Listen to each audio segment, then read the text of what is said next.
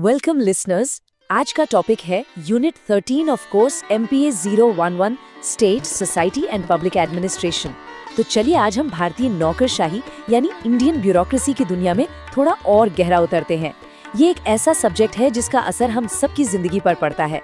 हम इस steel frame को समझने की कोशिश करेंगे, इसके आदर्श विजन से लेकर इसकी जो मुश्किल रियलिटीज हैं, और हाँ, इसे सुधारने के लिए जो भी कोशिशें हुई हैं उन पर भी नजर डालेंगे। तो ये है हमारे आज के विश्लेषण का एक छोटा सा रोड मैप। हम सबसे पहले समझेंगे कि नौकरशाही का आइडियल कॉन्सेप्ट क्या था।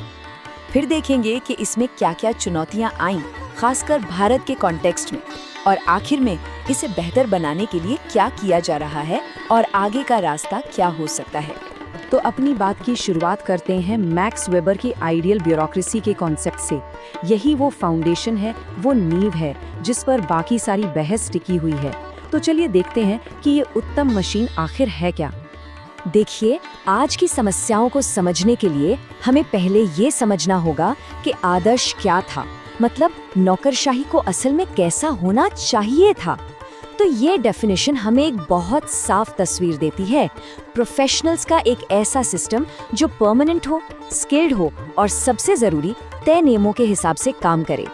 और यहाँ वेबर के आदर्श के वो 5 कोर कंपोनेंट्स हैं: hierarchy, rules, specialisation, professional qualities और रिसोर्सेज का सेपरेशन। देखिए, हर एक फीचर को एक बहुत ही कुशल, तर्कसंगत और एकदम निष्पक्ष सिस्टम बनाने के लिए डिजाइन किया गया था। यहाँ सोच ये थी कि कुर्सी पर बैठे इंसान से ज्यादा जरूरी वो कुर्सी खुद होती है, वो ऑफिस होता है। अब दिलचस्प बात तो ये है कि मैक्स वेबर ने इसे कागज पर एक परफेक्ट, मतलब सबसे एफिशिएंट मशीन की तरह डिजाइन किया था। लेकिन जैसा कि हम अब देखेंगे, इस मशीन में भी कुछ दरारें हैं, कुछ क्रैक्स हैं। और हम सब ये बात जानते हैं कि जो चीज कागज पे परफेक्ट लगती है वो हकीकत में हमेशा वैसी नहीं होती। तो सवाल ये उठता है, क्या ये वाकई एक उत्तम मशीन है? चलिए आगे बढ़ते हैं और देखते हैं कि इस आइडियल मॉडल को असल दुनिया में किन चैलेंजेस का सामना करना पड़ता है। तो बड़ा सवाल यही है, अगर डिजाइन इतना एफिशिएंट था तो नौकरशाही की रेपुटेशन इतनी बुरी क्यों है? ये स्लाइड वेबर के वादे और असलियत के बीच के फर्क को एकदम साफ साफ दिखाती है। जहाँ रैशनैलिटी और एफिशिएंसी होनी चाहिए थी, वहाँ असल में हमें मिलती है टनल विजन और रिजिडिटी, मतलब एक तरह की जड़ता। और जहाँ कंसिस्टेंट रूल्स की बात थी, वहाँ हमें मिलता है रेड टेप, यानी कि लाल फीताशाही। और कार्ल मार्क्स का ये कोट इस अंतर को और भी गहराई से दिखाता है। उनका कहना था कि नौकरशाही सरकार और लोगों के बीच एक ब्रिज, एक पुल बनने के बजाय अक्सर एक दीवार बन जाती है। मजे की बात देखिए, वही सख्त नियम जो एफिशिएंसी के लिए बनाए गए थे, इनफ्लेक्सिबिलिटी यानी कठोरता की वजह बन जाते हैं, जिसकी शिकायत हम सब करते हैं।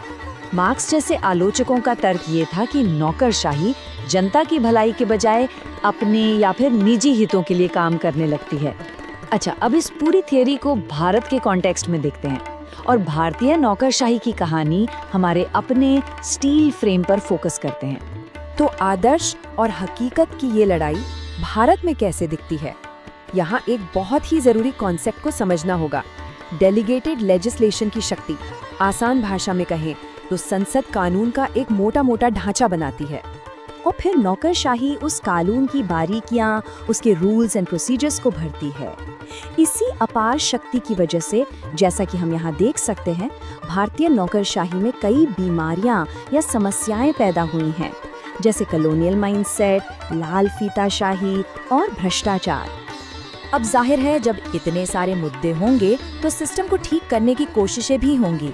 और ये कोई आज की बात नहीं है, ये एक बहुत लंबी और लगातार चलने वाली प्रक्रिया रही है। और ये टाइमलाइन हमें सुधारों के इतिहास की एक यात्रा पर ले जाती है। ये दिखाती है कि रिफॉर्म कोई नया आइडिया नहीं है।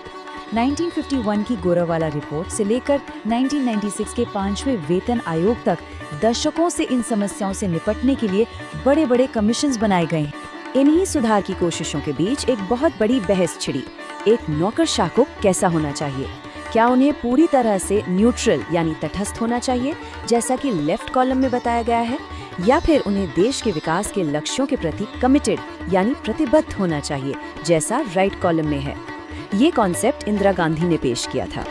तो ये सब हमें आज कहाँ ले आता है? हमारी नौकरशाही को ज्यादा कुशल और लोगों के लिए बेहतर बनाने का आगे का रास्ता आखिर है क्या? ये स्लाइड भविष्य के सुधारों के लिए कुछ बहुत ज़रूरी इंग्रेडिएंट्स या कह लें कि नुस्खे पेश करती है। तो महत्वपूर्ण बात यह है कि सुधार मल्टी प्रॉन्ग यानी बहुआयामी होना चाहिए। इसमें टेन्योर की स्टेबिलिटी से लेकर एथिक्स, परफॉर्मेंस और पब्लिक पार्टिसिपेशन, इन सभी क्षेत्रों पर फोकस करने की ज़रूरत है। और ये हमें विचार करने के लिए एक अंतिम और बहुत ही महत्वपूर्ण सवाल के साथ छोड़ जाता है। वो मौलिक चुनाव क्या है जो हमें अपने भविष्य के लिए करना है? क्या हम एक ऐसी नौकरशाही चाहते हैं जिसमें अपनी इंटेग्रिटी, अपनी अखंडता का साहस हो, या फिर हम एक ऐसी नौकरशाही चाहते हैं जो जमीन से जुड़ी हो, जिसका कान हमेशा जनता की आवाज पर हो? Thank you for watching. Next unit will be discussed in next video. Please do like, subscribe and share.